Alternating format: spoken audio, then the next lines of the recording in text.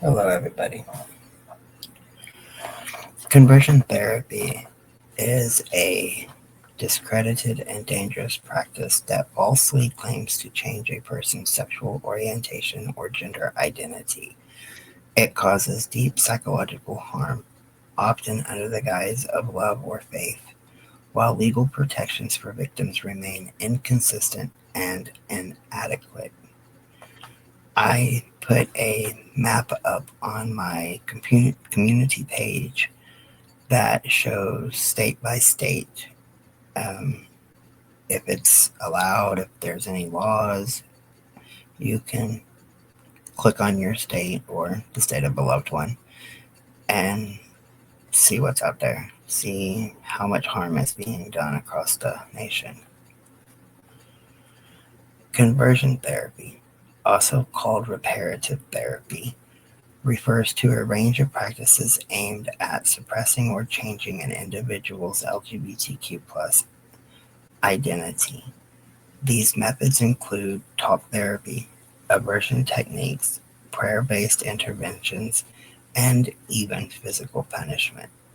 Despite its name, conversion therapy is not therapeutic.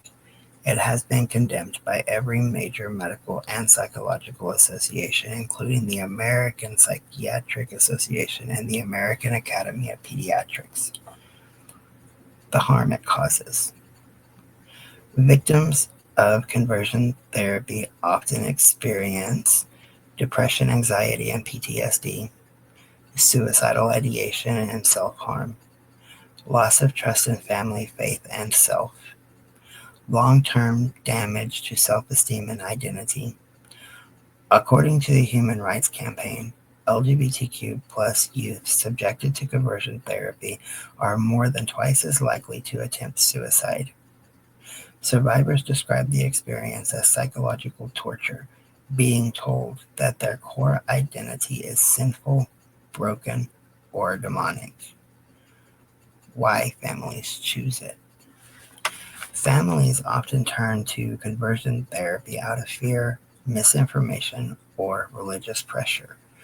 Common motivations include belief that being LGBTQ plus is moral failing or spiritual illness, desire to protect their children from bullying or social rejection, pressure from religious leaders or communities, hope that therapy will fix what they perceive as abnormal.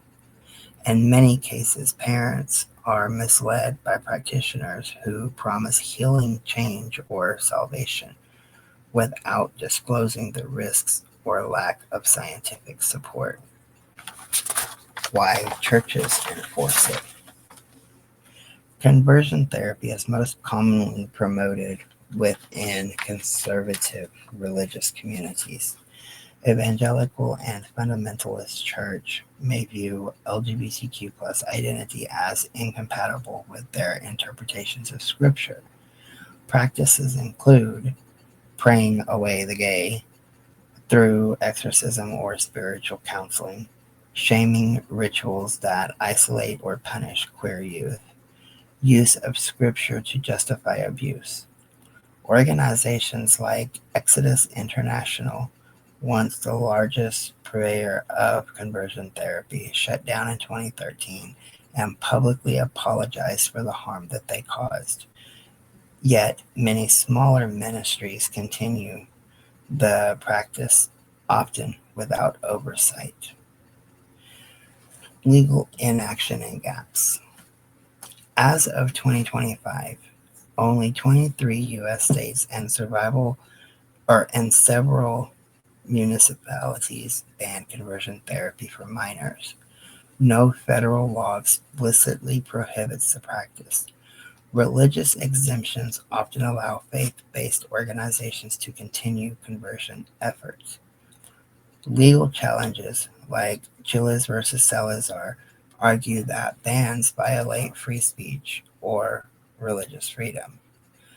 This patchwork of laws leaves many LGBTQ plus youth vulnerable, especially in conservative states where conversion therapy remains legal or unregulated. So, what needs to change?